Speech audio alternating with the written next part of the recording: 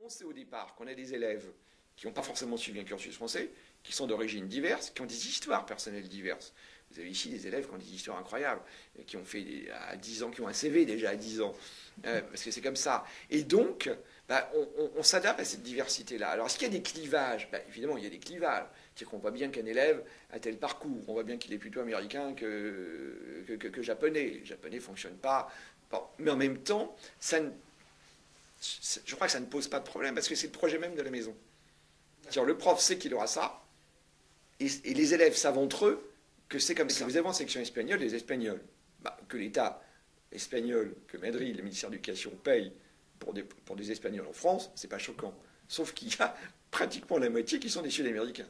C'est-à-dire que l'État espagnol paye aussi pour des Vénézuéliens, des Colombiens, des Argentins, etc., des Chiliens.